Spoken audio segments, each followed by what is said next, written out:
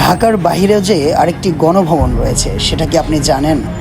আর সেটা কিন্তু আমাদের নাটোরে অবস্থিত উত্তরা গণভবন।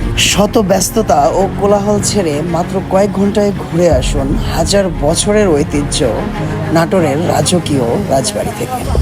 আজকে আমরা এক্সপ্লোর করব 1710 সালে তৈরি হওয়া দীঘাপতিয়া রাজবাড়ি, যেটাকে পরবর্তীতে নামকরণ করা হয় উত্তরা গণভবন নামে। 41 একরের এই বিশাল রাজপ্রাসাদে পা রাখলেই আপনার মনে হবে টাইম ট্রাভেল করে আপনি শত বছর পেছনের কোনো রাজকীয় যুগে চলে গিয়েছেন। প্রতিটি ইট, প্রতিটি পথ যেন বহন করে বাংলার অতীত গৌরবের এক নীরব সাক্ষী। সময়ের পরতে পরতে লুকিয়ে থাকা এই স্থাপনাটি মুগ্ধ করে হাজারো দর্শনার্থীকে, যেখানে প্রতিটি দৃশ্য আপনাকে ফিরিয়ে নিয়ে যাবে জমিদারি ঐতিহ্যের গৌরবময় অতীতে। শত বছরের ইতিহাসের নীরব সাক্ষী নাটোর রাজবাড়ি ঘুরে দেখতে আজ এসেছেন আমাদের প্রিয় ইয়ামাহা রাইডার্স ক্লাব নীলফামারীর ভাইয়েরা। চলুন তাদেরকেই সাথে নিয়ে আজকে আমরা ঘুরে দেখব নাটোর রাজবাড়ি তথা Uttara Ganabhaban.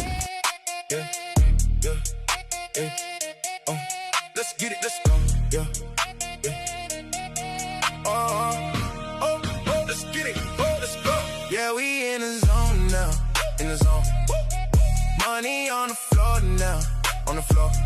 Never seen a crew so fly, yeah, we taking over the town. Taking over. Watch them throw it back for a stack, make it bounce for a while. See the vibe go low. Got no time for being shy. With all this paper I can buy. Wanna see you moving now. I can do this all. Nilphamari থেকে YRC নীলফামারীর ভাই brothers এসেছিলেন জয়পুরহাট, নওগাঁ, রাজশাহী হয়ে আমাদের নাটোর শহরে আসার পরে তাদেরকে রিসিভ করে আমরা আমাদের নাটোর শহরের ঐতিহ্যবাহী একটি হোটেল, প্রচুর হোটেলে দুপুরে একসঙ্গে লাঞ্চ করি এবং লাঞ্চ শেষ করে আমরা চলে আসি উত্তরা গণভবনে। উত্তরা গণভবনের পার্কিংয়ে আমরা বাইকগুলো এখন রাখবো, রেখে আমরা উত্তরা গণভবনের ভিতরে চলে যাব। সো চলুন ইতিহাস ও ঐতিহ্যর সাক্ষী হতে। এ থাকবে না, চলে যাবে এখনই, মানে ভিতরে যাবে না, বুঝছেন, বের হয়ে যাবে এখনই। আমি তাহলে গাড়ি নিয়ে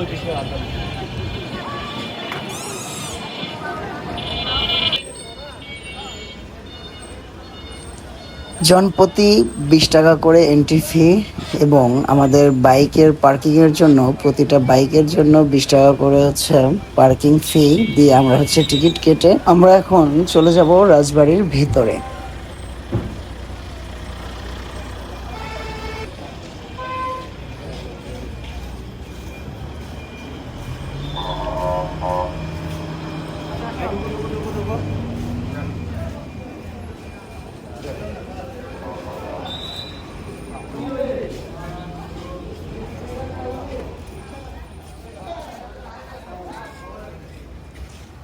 শত বছর যাবৎ কোনো ধরনের বৈদ্যুতিক সংযোগ ছাড়াই সচল থাকা ঘড়ি বিশিষ্ট গেটের মধ্যে ঢুকতেই চোখে পড়বে দুই ধারে সুন্দর জলাশয়, পানি এবং মাঝখান দিয়ে সুন্দর রাস্তা বেয়ে ঢুকতেই রাজবাড়ির অপরূপ সৌন্দর্যগুলো আপনার চোখে পড়তে থাকবে। উত্তরা গণভবনের ভেতরে এমন কিছু ঐতিহাসিক নিদর্শন রয়েছে যা দেখে আপনি রীতিমতো চমকে উঠতে বাধ্য হবেন। আপনি যদি সাধারণ দর্শনার্থী হয়ে প্রবেশ করে থাকেন তাহলে হয়তো অনেক কিছুই দেখতে মিস করবেন। এখানকার ভেতরে মিউজিয়াম এবং এছাড়াও কিছু রেস্ট্রিক্টেড এরিয়া রয়েছে, যেই এরিয়াতে ঢুকতে হলে আপনাকে নিতে হবে ডিসি পারমিশন। প্রচুর লোকজন ছিল, কাজ ছিল না কোনো, ঠিক আছে তুমি এটা করো, ওর পেশাই ছিল এটা, আর এখন তো ফিক্স না, ওর সমস্যা হয়ে গেছে এখানে, এই জন্য রাজমহল আপনার চলবে।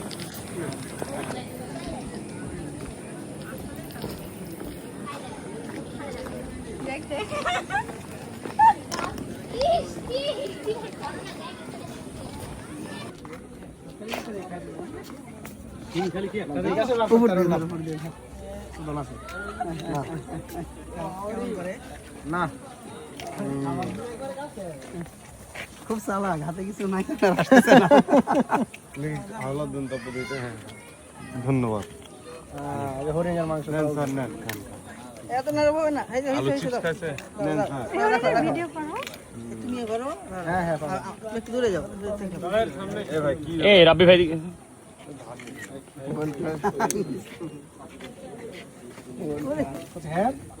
হইছে।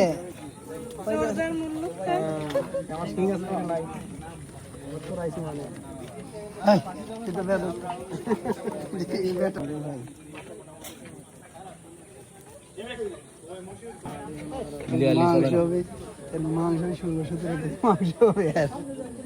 আপনি রেস্টুরেন্টে নিয়ে যাচ্ছে বলবি না।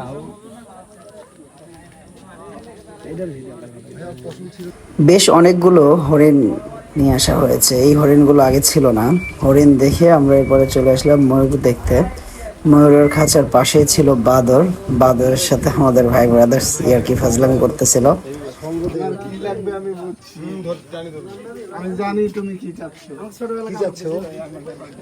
একটি বিষয় খেয়াল করলে দেখা যায় প্রতিটা রাজবাড়ির চতুর্দিক দিয়ে পুকুর খনন করা রয়েছে।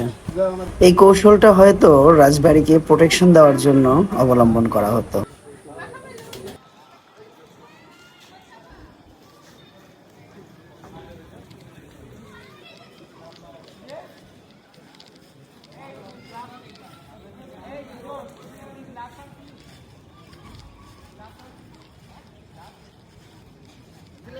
কিসের? আমি আমি কি আমি কি লেদা বলা পান? আমি এইচএসসি পাস করেছি 19-এ, এখন তো 26। আমি গ্র্যাজুয়েশনে কমপ্লিট হয়ে গেছি। আর অবশ্যই আমার গ্র্যাজুয়েশনও কমপ্লিট, তাহলে আর কি।